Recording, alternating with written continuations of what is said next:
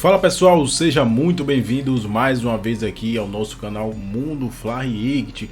Aqui nós temos conteúdos diários para você sobre o Flamengo.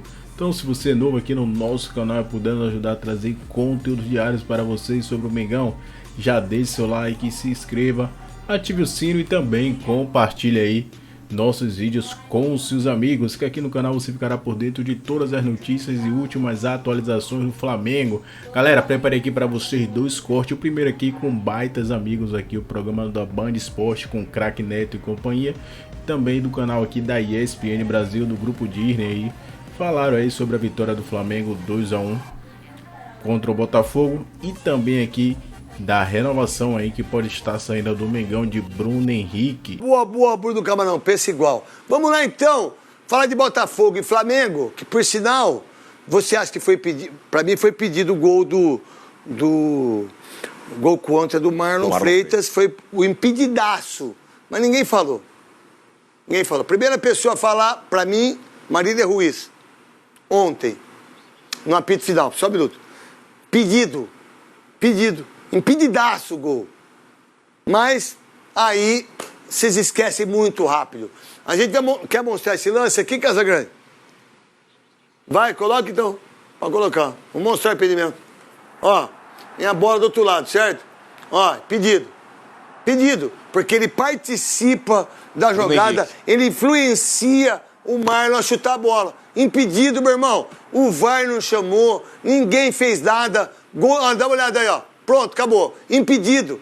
Mas muito impedido. Mas não é pouco, não. Muito impedido. Ninguém fez absolutamente nada em relação a esse gol. Nada. Absolutamente nada. O que você viu do jogo, meu querido Léo? E pode falar sobre isso também.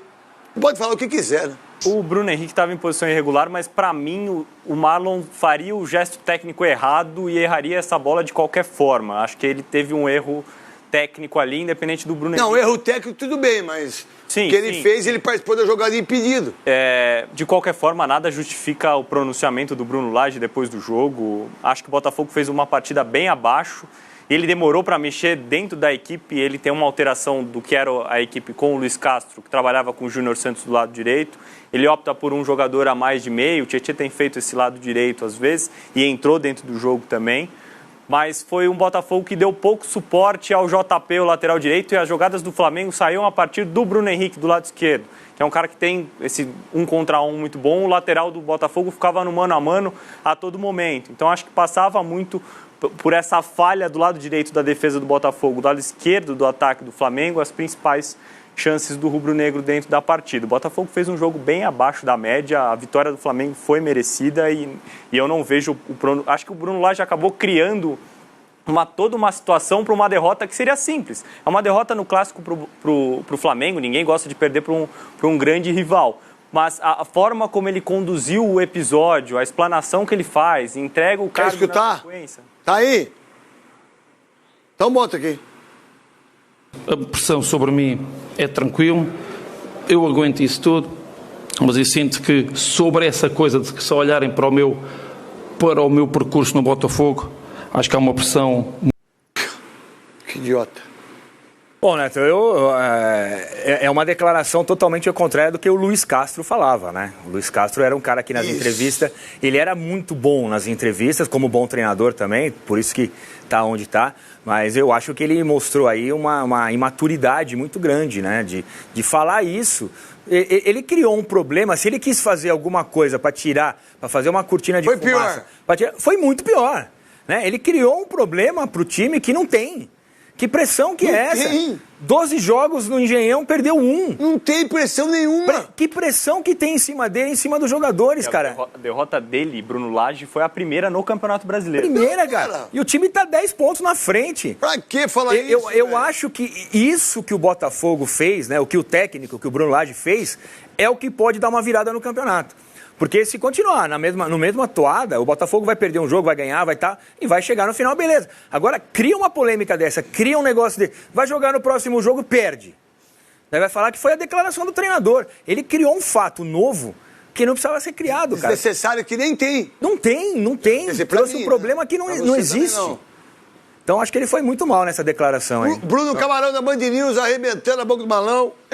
Parece, né, que foi um tiro que saiu pela culatra. Talvez ele tenha querido ser tipo Mourinho. Não, deixa eu chamar a responsabilidade, jogar tudo pra mim, mas... Não brigue com meus jogadores, briga comigo. Desnecessário, porque de fato é algo do percurso. Você perdeu uma partida aqui a colar. O Flamengo fez grande jogo. O Flamengo fez um grande jogo. Léo Pereira jogou demais, ele está jogando muito, né? Um zagueiro de construção, canhoto, participou muito do jogo, e o Bruno Henrique por motivos óbvios, né? Difícil imaginar um reerguimento da carreira do Bruno Henrique depois da lesão gravíssima que ele teve, né? Em joelho, mexendo em ligamento, menisco, enfim. E o cara fez o que fez ontem.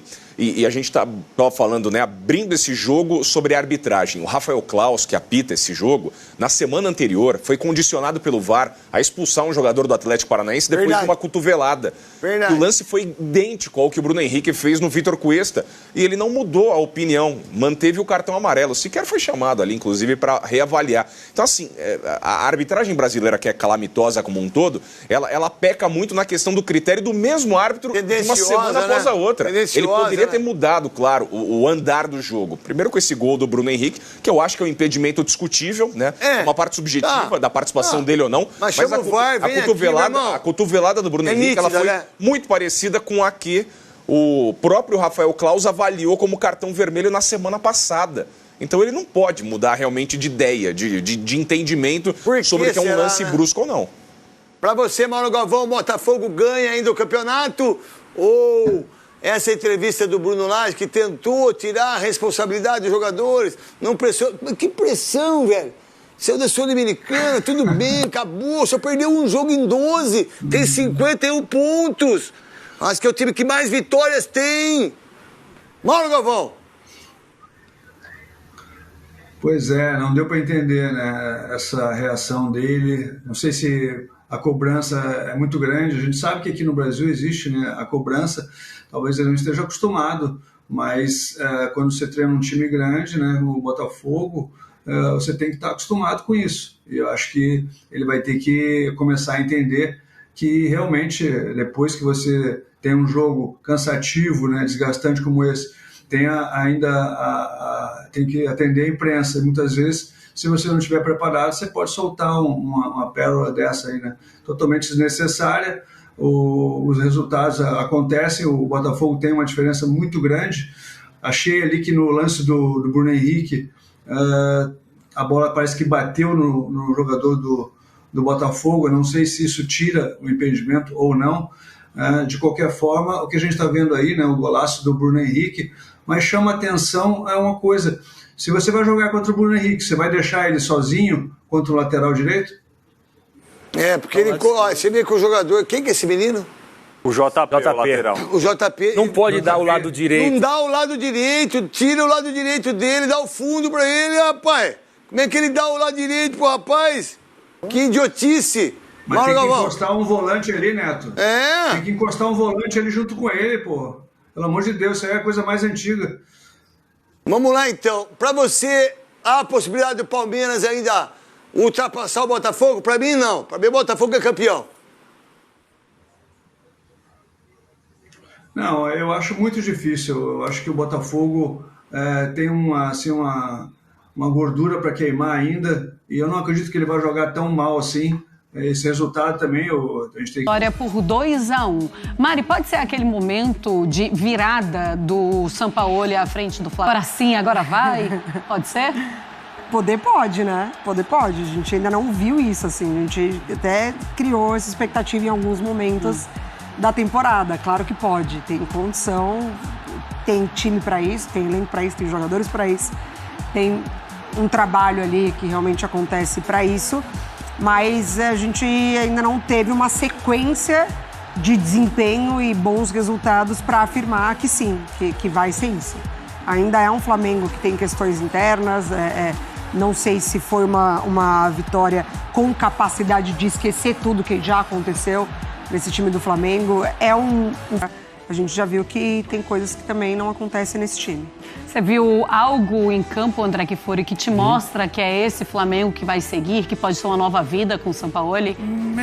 Assim, disso eu tenho um pouco de dúvida. A escalação teve jogadores jovens, né, buscando intensidade. Evidentemente o Bruno Henrique, que é o fator decisivo, não é tão jovem assim. Se não me engano, ele tem 32 anos. mas parece menos e ele joga como se tivesse bem menos. A capacidade dele é indiscutível, ele foi o fator decisivo num lance tecnicamente muito bonito, de altíssimo nível, do qual ele é capaz, ele pode fazer isso corriqueiramente. Ele decidiu jogar, aliás, ele faz isso corriqueiramente e decidiu um jogo. A minha impressão é que é menos esse fator dos dias disponíveis para trabalhar antes de um clássico do que a própria motivação que está por trás da participação de jogadores de futebol em ocasiões como essa.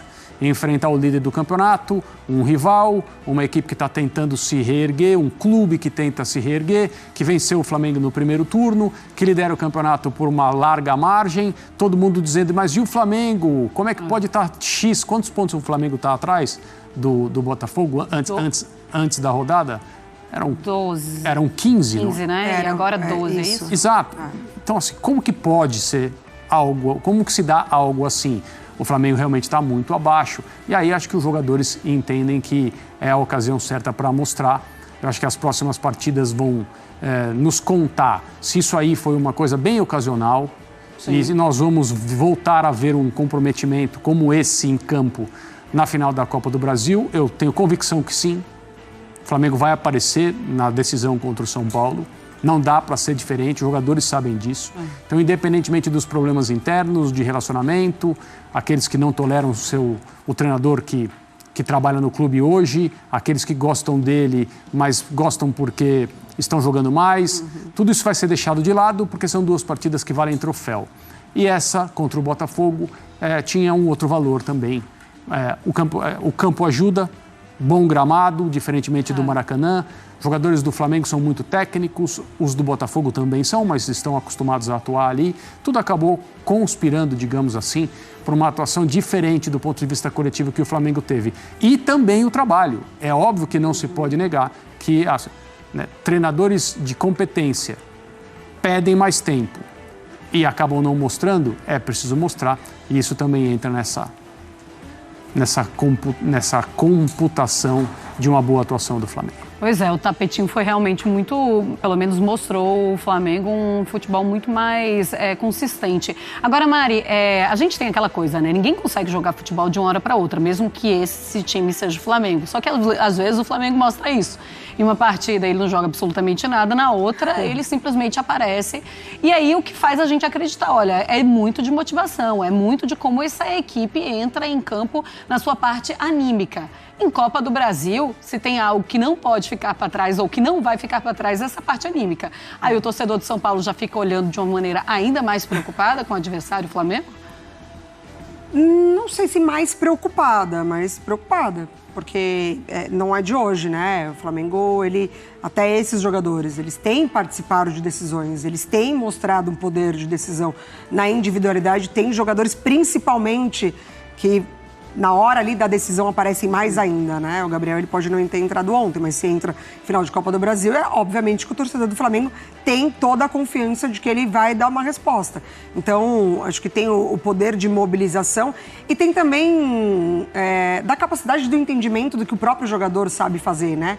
Porque ele não aprende do dia para a noite, mas ele não desaprende do dia para a noite. Então, ele entra em campo e ele sabe o que ele é capaz de fazer. Sim. Ele pode ter uma motivação a mais, como uma final de Copa do Brasil, como um adversário, carimbar um provável título como eu ganhei na casa que ninguém ganhava, eu ganhei na sua casa, até então ninguém tinha ganhado. Então, acho que tem todos esses fatores. Muito bem, olha, falando em final de Copa do Brasil, hoje o Júlio Casares deu uma entrevista exclusiva à ESPN.